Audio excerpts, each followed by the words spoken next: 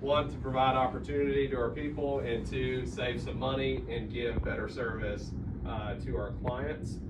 So this is CJ. If you do a great job, he'll hear about it. If you decide to do a poor job, he'll hear about it. So it's no longer going off to Washington State, it's gonna be right here. If you see the phone number on the truck calling you, answer it. It will be CJ saying, hey, you forgot a weed eater at Miss Johnson's. Hey, looks like we had some concerns at this MOW. Maybe you did left some leaves on the back porch. So if you see the number on the truck calling you, answer it. It'll be CJ. Alrighty, Jordan, come on. Jordan does all of our estimates. He's new to it, but because of Jordan, and the team, we had a profitable February. So round of applause. That's a company first. Why were we profitable? We collected more money than we billed. How do you do that? Through selling projects and collecting deposits. So that was awesome. I had never seen that.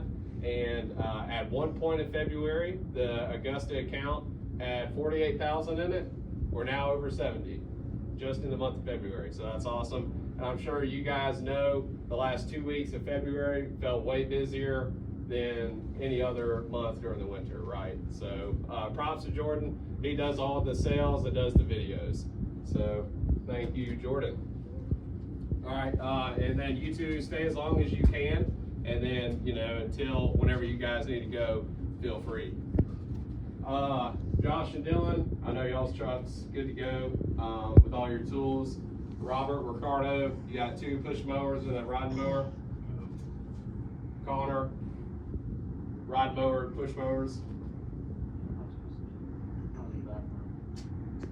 We're on there Friday, right? It's okay. We'll Just make sure before you go. Brandon, TJ, y'all got them on there, and then Chris, you have mowers. You know how to use them. All right, I believe you.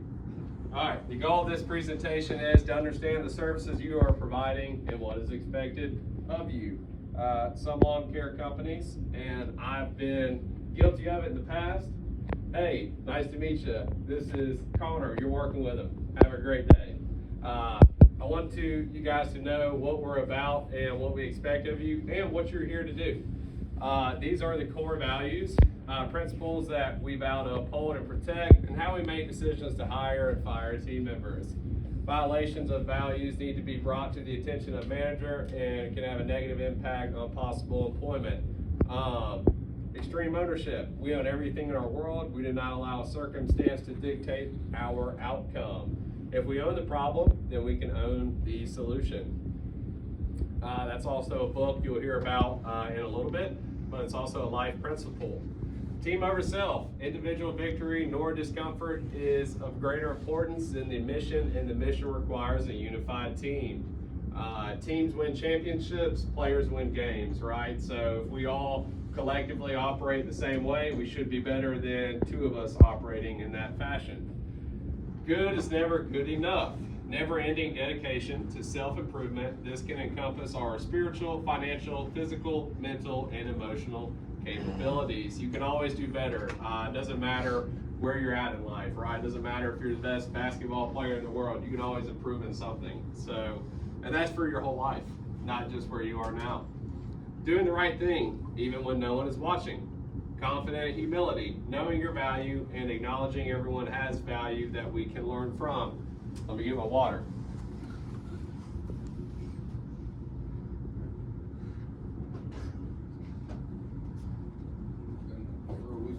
No, hold that. I wouldn't make it through this without this water. All right, here we are going to focus on recurring services. Why? One, once you get them in the door, they tend to stay for a while. We can count on them. We can't count on the $15,000 rock job we're doing in 2 weeks, right? Those are a dime a dozen. We don't see those every week. And if we did, maybe we'd do more of those, but that's a dime a dozen. But what do people need? Their grass cut, HOAs, they're our friends. So Focusing on recurring services will help keep the team busy, and we can count on that revenue, right? We can't count on certain jobs coming all the time. Do you know how to mow? That was a no? Okay, well, go ahead and walk out. Duh, you work at Augusta, so we want to hire people that have a decent understanding of how to mow grass. That's our #1 service here. All right, here's the services that we're going to focus on in this meeting. We offer more, but here's what we're going to focus on, because all of you in this room could end up on these: mowing, bed weeding, property cleanup, landscaping, core aeration.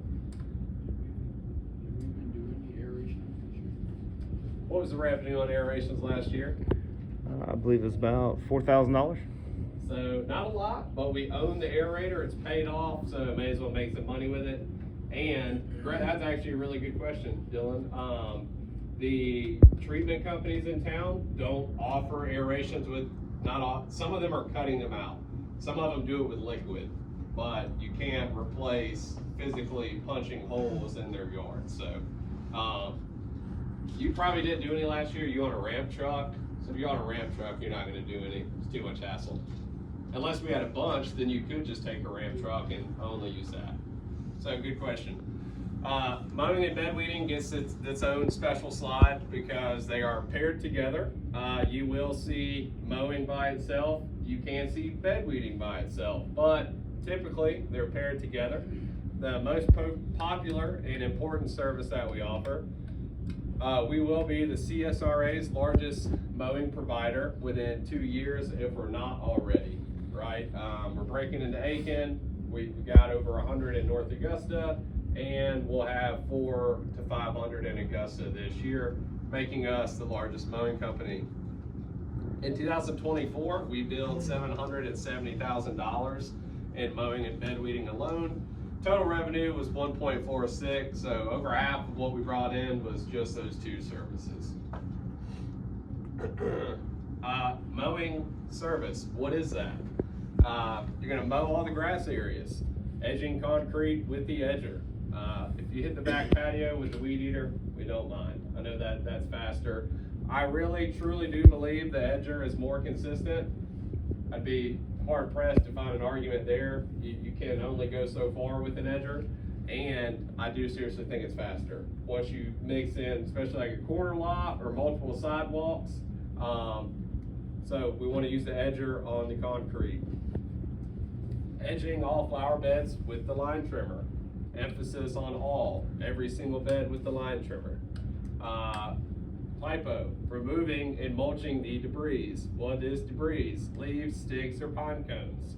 As you guys know, once we get into April, we should only see maybe some sticks and pine cones, not so much leaves, maybe a little pine straw. So you're gonna see that right now, especially yards that we didn't cut during the winter. But we are responsible for removing it, rake it up, put it in a bag, or let the mower do the hard work and mulch it up. Weed eating. The point of a weed eater is to trim the areas the mower simply cannot cut. What's that in red? Someone that has been here. What is the job note, Dylan? I've never been here. You click on your job that you're going to, you'll scroll down, it'll say job notes, and there'll be a description. So if I read a job note that says to push mow, I was like, oh, I'm not doing that. That's for the birds. Should I do that? Okay, they're there for a reason. Yes, sir. Gray areas. I saw some of this in my little bit of time on bow trucks last year. You have a newer development home. They had mulch on each side. When it was built, could be 3 to 5 years ago, and that thing was built and mulched, and the mulch is gone. So it's not really a bed anymore, right? It might be a handful of bushes. What I saw last year is some people line edging those and saying, oh, that's a bed. Well, if there's no mulch, no straw, and there's clearly no intention of the client wanting that to be a bed, just go ahead and weed eat it. If there is material there enough where you can say that's still like a flower bed, then we'll line edge it. So, think about the difference there. Do not leave sticks and pine cones. Just don't do it. Client calls CJ, he'll call you, you'll be right back over there just to scoop them up. Switching your mow pattern. You want to do that each mow. We've gotten better about not permanently assigning, but grouping you in the same yards, so you should know how you cut it the week or 2 weeks prior and switch it up. You can probably see it as well in the grass. And then doing a test pass for mow height, just making sure you're actually cutting the grass and you're not too low or not too high. Grass types and the height.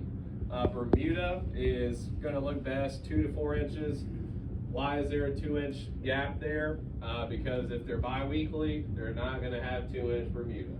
There's no way, no way. And if it is, it's gonna be yellow and look awful. Zoysia, 2 to 4 inches. Why the range? Because of the frequency. St. Augustine, never shorter than 3.5 inches. St. Augustine is a very dark green and very wide blade. It's very easy to notice it once you've seen it. Centipede can be anywhere from 2 to 3 inches. It doesn't get super thick, even if it's bi-weekly, so it's never really gonna be past 4. Weeds and native grasses, cut that shit short as possible. That's what makes it look best, and it's easy on you, right? I love weedy yards. Probably my favorite to cut if I get to pick a yard. You don't have to worry about pretty grass and all that. Give me the weeds. Let me just get in there and knock that thing down low. I wonder if, let's see. No, we have photos right here. All right. What grass type is this? I know it's a little blurry. It looks better on my computer, but can y'all tell? That is zoysia. Look at the dark green, and then you have 3 Bermudas here. I know all you guys, once you're out there, you can tell the difference. These photos are a little tougher, but that's a zoysia, that's Bermuda, and that's Bermuda. And this is a really, really good example of a good mow height. This top right corner. We'll circle back the photos of the grass. I want to keep the presentation going. Bed weeding. Using the line trimmer, aka weed eater, to nick or trim weeds. Pull weeds when they're large as your hand. Spray all weeds. That's the last thing you're gonna do in the service. And bed weeding tips. Whoever weed eats the lawn should nick the weeds and spray. So as you weed the grass in the front, when you come to a flower bed, hop in there, nick and trim any weeds. Whoever blows at the end of the yard, maybe one guy's spraying, one guy's blowing. The guy that blows, if there's big weeds, come back and pull those. Be efficient with your time. Always try to be using 2 different pieces of equipment. Take 60 seconds at the end of a job to walk around with a weed eater or blower. I say this because if you haven't worked with your teammate ever, or it's been a while, communication is key. And I promise you, some of you guys can back me up on this, but taking the time to walk around and making sure you got everything on a yard is so much faster than just not communicating, leaving, and being like, oh yeah, we did everything. I urge you to do it. It will save you time. You're already there. Your next yard might be 5 minutes away. So if you leave, 5 minutes away, 5 minutes back, then you got to park, get out again. You've now burned 20 minutes on something that could take 2 minutes to correct. Just like mowing, bed weeding has job notes too. So I know sometimes it's easy to get into only reading the notes on the mowing, but if you have bed weeding, you need to click on that too. Property cleanup and landscaping. Josh and Dylan will get all the bigger property cleanups and landscaping, but to fill voids in the schedule, you team members, other team members will do them as well. One thing you should know is the job and the scope of work changes per project, right? They're not all the same. So the scope of work and the job itself changes. These jobs come with videos that go along with your job notes. Read the notes, watch the video in the morning with Jordan or Jeremy to get a plan and make sure your day is successful. And even the order in which you do your project. You want to do it first or do you want to do it last based on what it is? As you are wrapping up this job, you'll need to call the client 1 hour before leaving. If they are at home, no need to call them. The reason we want to call them an hour before you leave is so we can go over the job with them and ensure they're satisfied, not just leave and have to come back at a later date. This is the perfect time to use a Google review card that we provide y'all, and if they're not there, send a 5-star text. If you're new, the existing team members will show you how this is done because we get paid for 5-star reviews here. And on a one-time job or a project like a property cleanup or landscaping, you're highly likely to get one if you do a good job because you've just made a transformation on their property. So very easy to convert those into 5-star reviews. The old saying, proper planning prevents poor performance. Say it with me, Robert. Proper planning prevents poor performance. Thank you. And then last but not least, be sure to track your time. We do that with all of our services. Here's the email that clients get, and hence why we want to call them an hour before we leave. Hello, Brian Connor. Thank you for your accepted estimate. We have the following items scheduled to be completed March 3rd. Deliver black mulch, install black mulch in the front and backyard, rake mulch evenly, blow off concrete. Now, once the work is done, we'd like to conduct a final walkthrough to ensure your satisfaction and that everything is completed according to the estimate. You do not need to be present while our team is working. They will call you 1 hour before completion for you to return, if you are able, and to let you know they are wrapping up. This call or final walkthrough will be considered the acceptance of the job's completion. Returns may result in more costs. For additional items not on the original estimate, there will be additional fees. We require that all dog waste be removed from the areas our teams are working in. If the dog waste is not removed, there will be an additional fee of $50 to reschedule your project. We look forward to serving you at your property, and have a wonderful day. We have had that $50 thing happen. I don't know which crew it was. There's a leaf cleanup, and these people never picked up their poop. That ended up, we didn't do the job, but there's so much waste, you could not remove the leaves without removing all their dog poop too. So, new team members, I don't know where you've worked in the past, but we don't want y'all to get poop on y'all. You know, we respect our team and our equipment, and we're not there to manage people's poop. Last service that you could provide is a core aeration. New team members, you'll always be with someone that's provided one before. I suggest when you have one on your schedule, you inspect the aerator, make sure the tires have air, make sure it starts, make sure the forward and reverse works. You're gonna load up the aerator onto your mow truck. You may have to remove a push mower to make room. You're gonna make sure the lawn is marked with flags. If there's no flags, no aeration's going down. The fastest way to do a core aeration is gonna be a race car track. And what does that mean? You go around the outside of the yard, then come inside that one, inside to where you end up in the middle of the yard. They're very hard, it's very hard to turn. It's not gonna turn like a push mower. So you trace the yard too, until you get it all done. And warning, there's a lot of backwards torque. Shout out to Connor. Yeah, don't wear loose clothing around. He got beat up by the aerator. So heads up, if you end up using that thing, the reverse is way stronger than the forward. Oh, yeah. Share the story, you piqued everyone's interest. We used to have to drive it up our ramp backwards because it doesn't make it up forward. Yeah, that, and if you're up against a large retaining wall and you have loose clothing on and it just so happens to get stuck on your shirt or pants or belt, Slam you against it. it's going to slam you against that wall and not stop.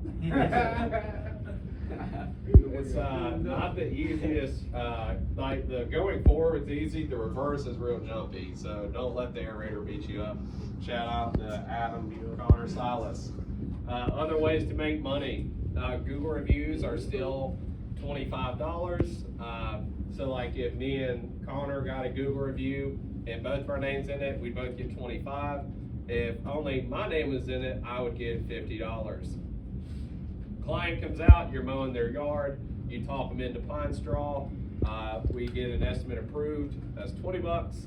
New client bonus, neighbor comes out, you get their name, phone number, email, and their address. They accept a mowing estimate or mulch estimate, you'll get $50. Monthly perfect attendance is a $50 Visa gift card. Everyone was on time today, so congrats. Refer a friend. After 90 days of their employment, you get $100. Read P4P or Extreme ownership on our Audible program, $20. Profit sharing program, 10% of quarterly profits given to the team. March to May, June to August, September to November, December to February are the quarters. Our goal this year is to have a 15% margin on $1.5 million, and that should equate to $16,000 to $22,500 spread amongst the team. On rain days, we will have shop work.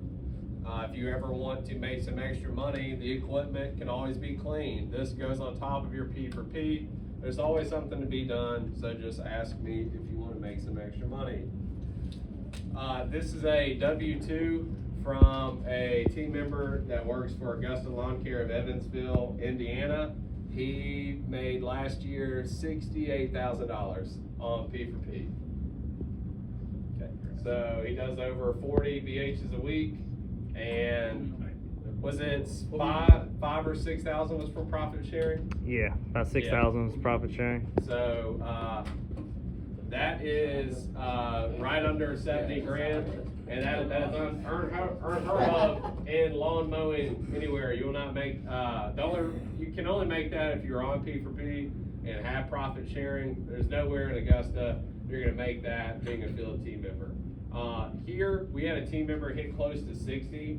I want to say I've seen 58. It'd be awesome to see someone beat 60, but I just wanted this to inspire y'all that the P4P system really, unlocks the cap on what you can earn based on what you can produce, right? So you get done at 2 o'clock and you want to steal some mows from somebody, give me a call. Someone might not be finishing their list. Someone might not come in. So just like today, it's going to be a little bit later because of this meeting, but because people didn't come in, I had to push yards from today to tomorrow. Those can always be brought back to today and you can earn more money. This guy's name is Zach, and he does over 40 BHs a week, and profit sharing is what allowed him to earn that $68,000. So shouts out to him. That's awesome. Teamwork and a mission. You heard me say this once. I heard this from John Maxwell. Players win games, teams win championships. Together we can be more profitable, retain clients, upsell our clients, and change the level of professionalism. Our goal for you is to earn more money than you have mowing lawns, number one. Messed that up, sorry. Our goal for you is to earn more money than you have mowing lawns, and one, decide like, man, I really like this company, I want to move up here, or grow into your next career. Scott just left us to go welding. We've had 2 or 3 employees start a business, and 1 join the Army, and that's what's really rewarding to Brian and I. We want you all to have MOW money to create and accomplish your dreams, and let this job be the catalyst to your future. Rules of the game, kind of what we expect from you guys is quality first, tracking time on jobs are required, reading job notes are required. Tracking time, I have given up on this in the past, but I just got you all to do it during the winter, and we're going to continue to do it. Why? It gives us record of that we were on site. Clients really do say, you didn't come and do anything in my yard, and we have to prove that we did. Believe it or not, they do say that. Timing it shows us that we were there. Also, for me to help you all make more money, you track the time. Like this year, we are, Augusta and North Augusta will hit a point where we cannot add many more MOW clients, and we will raise their prices. If you track the times, I will back you up, and we can custom raise prices. So instead of doing like a $10 increase, one client might need a $25 increase. So if you track your times, I can help y'all make more money. So we're gonna do it. What are yellow slips? Yellow slips are instances of a team member choosing to damage equipment, damage a client's property and hide it, or produce poor quality. Those are your 3 yellow slips. And you'll end up here on a meeting, in a Monday meeting, talking about your yellow slip. And if you get enough of them or create too much trouble, the bonus dollars that you make can be taken from you.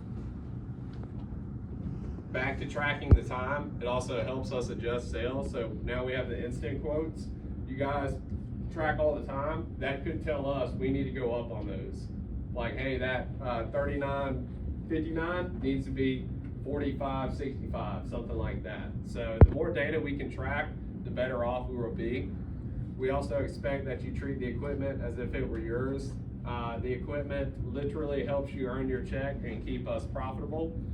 Maintaining a clean truck and trailer. We will have Monday, Wednesday, Friday maintenance tasks. I used to verbally tell y'all, they're now on your schedule. I did y'all the liberty of deleting today's maintenance because of this meeting, and we don't need like 3 blade changes this time of year, 2 will suffice. So you can expect Monday, Wednesday, Friday maintenance tasks on your schedule. You'll get paid for Wednesdays because I asked that y'all clean the truck. Monday and Fridays are as usual, it's just part of the job. Also expect y'all to check the truck and the mower fluid daily. Yes, we have brand new mowers. No, we don't have brand new trucks. And although nothing's leaking, oil burns, right? So just because it's not leaking doesn't mean it's low on fluid. So we must check. That is how we know. I want you guys to have fun. As you know, I'm a bit of a jokester. That's how you make mundane tasks and stuff that's not your favorite more enjoyable. So seriously, enjoy your time here, enjoy your partner, have fun. But when the customer comes out, we're gonna be professional and polite to them. But seriously, I want you guys to have fun. This isn't a jail. I also expect you to show up on time and in uniform. What is uniform? I'm rocking it. A company shirt, brown, tan, or khaki pants, and if you have a bunch of holes in them, I'll give you this month to get you some new shirts. I know we're gonna be a lot busier, making more money, so you guys will have this month to get your uniforms up to smut. You talking about 3 pants for either seat? Have you already done that? Yeah, when we first started. Yeah, one time, that's a one-time thing. Oh, I thought that's what you were talking about. No, just like maintaining, if you have a giant hole in your pants, Yeah. I need you to get those replaced. I'll have hats too to give y'all. They're just not ready. Ask questions. I enjoy them. That means you are curious about your job. And if you're asking questions, you're typically more involved. Being successful on pay for performance. Go through your jobs before leaving for the day. I do the schedule. Your schedule you're looking at today was done last night, so you can look at it the evening before. Asking questions about your schedule. Check your equipment and fluids. We provide water back here and ice. Ice machine is humming. I saw Dylan DeGon filling it up, his cooler up already. I also suggest that you go to the gas station only if you need gas. Recommend afternoon stops. Why? Gas stations are busy with people just like us in the mornings. They're not as busy in the afternoons. It's hotter in the afternoon than it is in the morning. You'll likely be more efficient if you get to a job fast, or if you're on its job by 7:30, 7:45, you're gonna have a more efficient day than the guy that doesn't get there until 8 or 8:30. So I know this goes against what us blue collar guys know. Get in the truck, gotta get that Red Bull. I challenge you to buy them from the grocery store and bring them. You raising your hand? No, just switching hands. Okay. You also beat the heat by going in the afternoon instead of the morning. I recommend you bring your lunch. This allows you to get off earlier or make more money. You also save money. You cannot argue that you will save money buying Zaxby's every day versus bringing a sandwich or tuna or what have you. Last but not least, have fun and enjoy your job. Welcome. Remarks, comments? Don't bring no tuna. Tom, Yeah. Don't bring no if you have a weak stomach like Dylan Smith, don't bring tuna. Or Vienna sauce. I already know you.